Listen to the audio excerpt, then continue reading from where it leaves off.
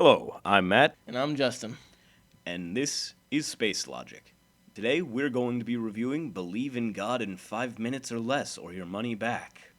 Let's see, let's see how he does.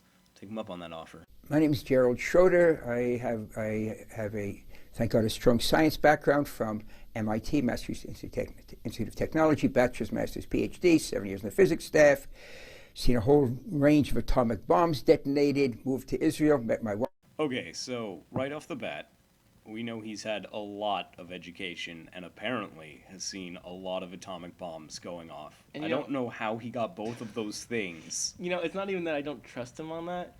It's that it sounds like he's trying to vindicate himself on it.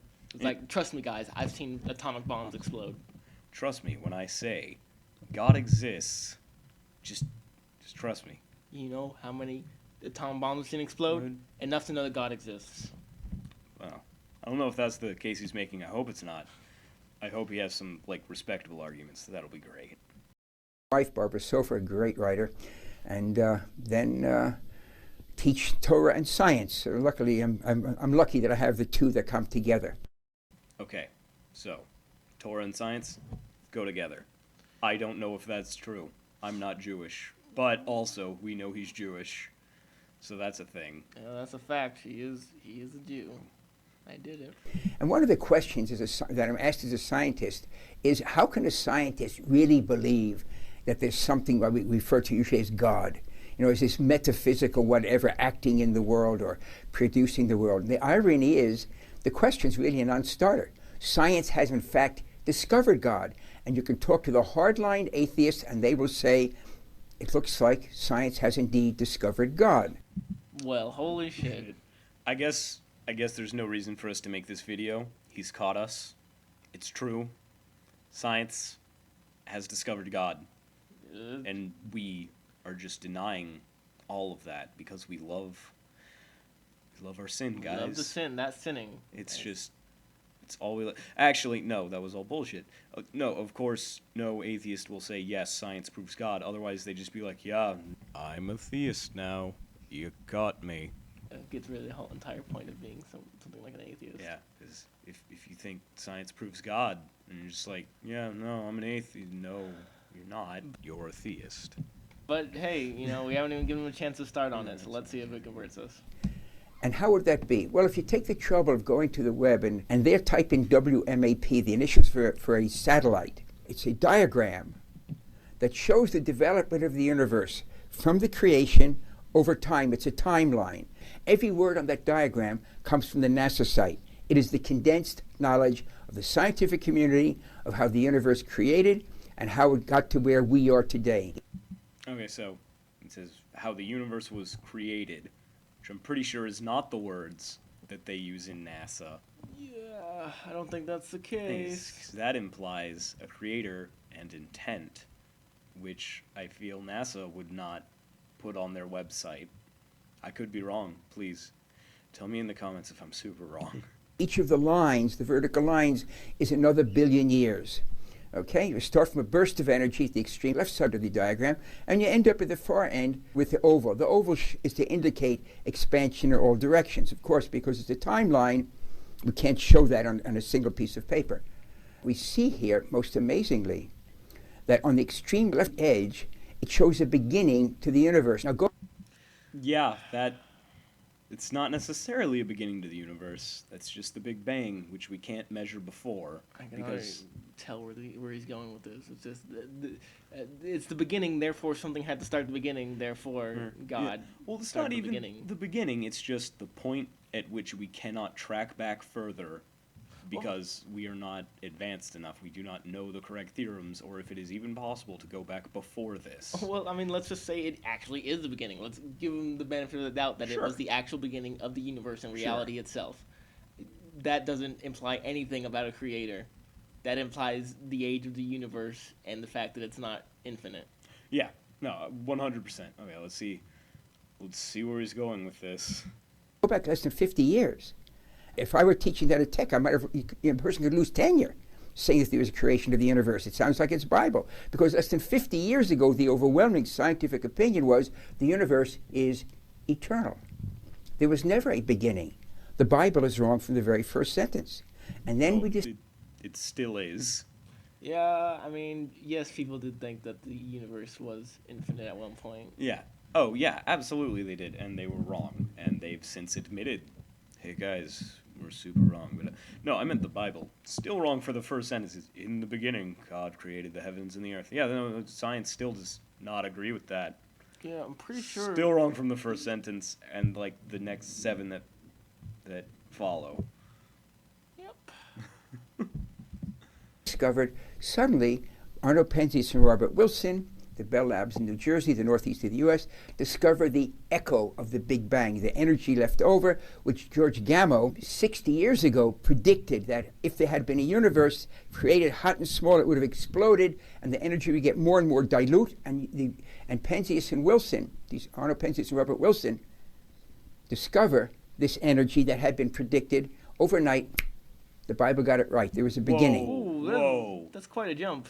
First off, the way he described the Big Bang, 100% accurate so far as I'm aware. That is a very good way to explain the Big Bang and how they discovered what they discovered. Absolutely. Yeah. I mean, and then straight to boom, Bible got it right. It predicted that radiation. It predicted background radiation and that it came from a single point and not God just saying, "Oh, I create the heavens and the earth." Oh, there we go. Despite anything you could possibly consider the heavens existing for billions of years before the earth. That's like saying, in a million years or a billion years ago, someone blinked. Therefore, God did it. Of course someone blinked, and of course the universe had a beginning from the knowledge we can tell from it. Well, let's not say of course it had a beginning, because that's... Okay. That was not readily apparent. I mean, once they found the information, yeah, sure. Well, yes, that's true. But it's all he's saying is that the universe had a beginning from this information. Therefore, the Bible got it right, even though it's still super wrong. Something beginning doesn't mean that a creation story is correct. There were 2 options: A, it began; B, it didn't. And the Bible guessed one of those things. There's a few. Every other mythology guessed that it began. Yeah. I'm not actually aware of any mythology that says that the universe or that the world didn't begin, because that was the whole point of the mythology, was to determine where everything came from. Yeah. To the universe. Now, the black in the diagram is nothing. It's not a vacuum. Vacuums are within that diagram, within that cone of expansion. Vacuums are empty space, and space is something. The black of the paper around the diagram is nothing. It doesn't fit in our human brain, because humans think in a box made of time. 1. Yes. Correct again. Yeah, seems correct right. On all counts. Except I do understand the concept of nothing. I understand that it's not empty space. I understand that it's not all of those things. It is actually a lack of space, time, and everything else. Yeah, you can't fill a box with nothing. Yeah. Nothing does not exist. Yeah, we do not have an example of nothing, but I still comprehend the concept of nothing. So, Space and matter / energy. No human, as clever as they might be, as expansive as they might be, thinks out of that box. So when we say outside that diagram is nothing, we can use the words, but we can't conceive of nothing. It doesn't fit in the human brain. How are we going to have this idea, is there a God or not? Notice that the creation force isn't a 3-letter word, G-O-D. If you look at the words carefully, it's a quantum fluctuations. That understanding was first brought down by Ed Tryon, brilliant human being, in the journal Nature, almost 40 years ago. The universe allows creation of something from nothing, provided you have the laws of nature. No. It wasn't from nothing. It was all the matter in the universe condensed into a singularity of infinitesimally small size. Yeah, it's always that nothing part they have to add into it because otherwise, ex nihilo. Yeah. Also, fun fact, we can talk to Lawrence Krauss, and he's just like, yeah, no, turns out random particles come out of nothing. Sucks, nerds. We can't actually talk to him, but... We don't know him, but Lawrence Krauss, if you're listening, please, send us messages. We love you. Marry me. quantum fluctuation. Try and realize, and he published in the journal Nature, one of the two leading peer-reviewed journals in the world, that you can create something from absolute nothing, provided you've got the laws of nature, quantum physics and the laws of relativity. In other words, the laws of nature. So look what science has discovered. We can create the universe from absolute nothing, provided we have the forces of nature. Now, the laws of nature... I don't think that's what Hold it on. says. So why aren't we seeing matter pop up at any point? I'm pretty sure the laws of nature are applicable right now. Well, no. So we actually, fun fact, we do. They're just like super infinitesimally small. Like we see quarks and shit like that popping up. Don't they phase in and out? I mean, I don't Yeah, know. yeah. But there's still like Yeah. exist, not exist, exist, not exist. Which I'm not a quantum physicist. I don't know if it's actually quarks. I just know it's something. Don't. If someone could correct me, please put that in the comments. The forces of nature aren't physical, they act on the physical. So if they create the universe, that means they predate the universe. So now we have a set of forces, we call them the laws of nature, that are not physical, that are able to act on the physical. They create the physical from absolute nothing. And they predate the universe, which means they predate our understanding of time. Put that together, and it sounds very familiar. If you haven't noticed it, that's the biblical definition of God. Okay, so saying the forces aren't physical, like, no. Anything that acts on the physical is physical by definition. Yeah. Just because it's not, like, consisted of what we would consider matter doesn't mean it's not physical. The God particle, I don't know, is that considered matter? It's a particle. Mm-hmm. I mean, hell, like antimatter is still existing. Thing. Yeah, I guess. Created the physical from nothing. Again, it's not nothing. It's just all the matter in the universe in a singularity. I can't believe you don't know that. And when I say that, I don't mean that I'm a little questioning. I mean, I actually don't believe that you don't know that. And I think you're being dishonest. The whole not physical thing is a really easy way of making sure that you can't be proven wrong about it. Yeah. Because then you can't ask for it. Yeah. So you're like, give me. But where's the I can show you gravity. 1 second, guys. That was the sound of me dropping something. It's gravity. Gravity.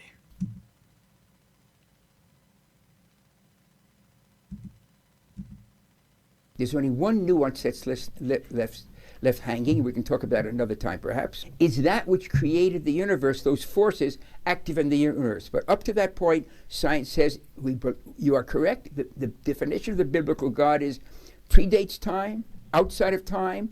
God is not a physical being, is a force, and it creates the universe.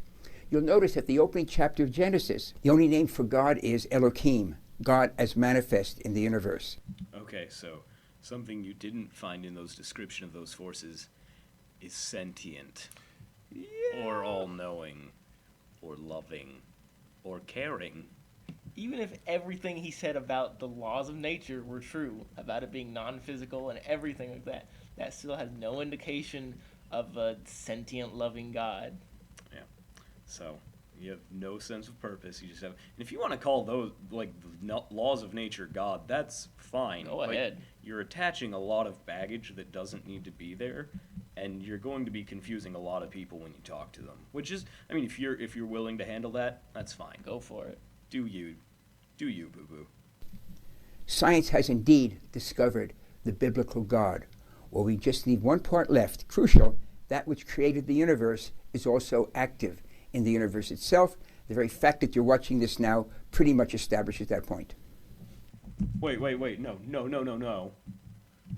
Laws of nature, No. therefore God exists. Not even that. Ladies and gentlemen.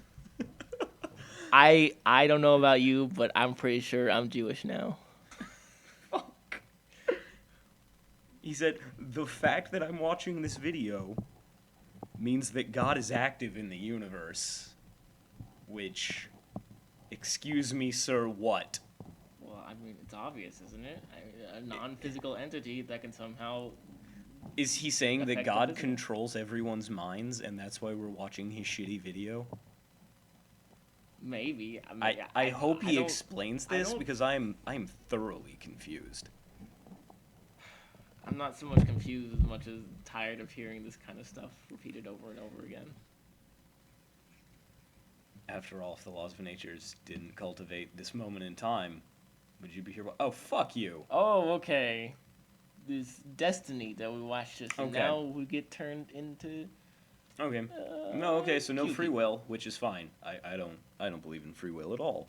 So I'm fine with him saying that God is. That implies a purpose to the Yeah. lack of free will. When Yeah. Well, no, because as per what we said, if you want to call the laws of nature God, then yes, that statement is fine. You can Because call it yes, the whatever you laws want. of nature did in fact facilitate the process by which I would be created and then start watching a video on the internet.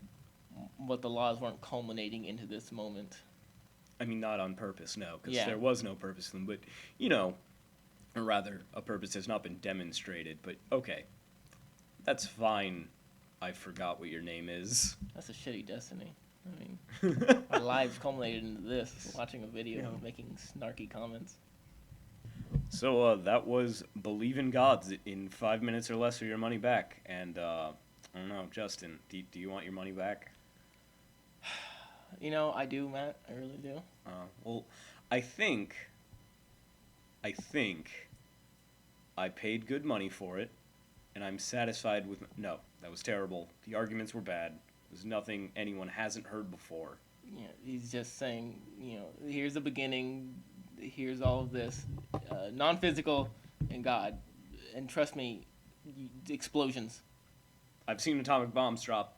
I know God. Tell you what, if he can come over and let me see an atomic bomb explode, I very well may believe in God. Maybe. I think he's just like, guys, I've seen the bomb. I've stared into the face of God, and he is cruel. Anyway, see you guys next time. If you like this video and want to see more videos like it, like, comment, subscribe, whatever. Show it to your family. Don't show it to your family. Well, please show it to your family. Do it. Do Come it. on. We love you. Don't be a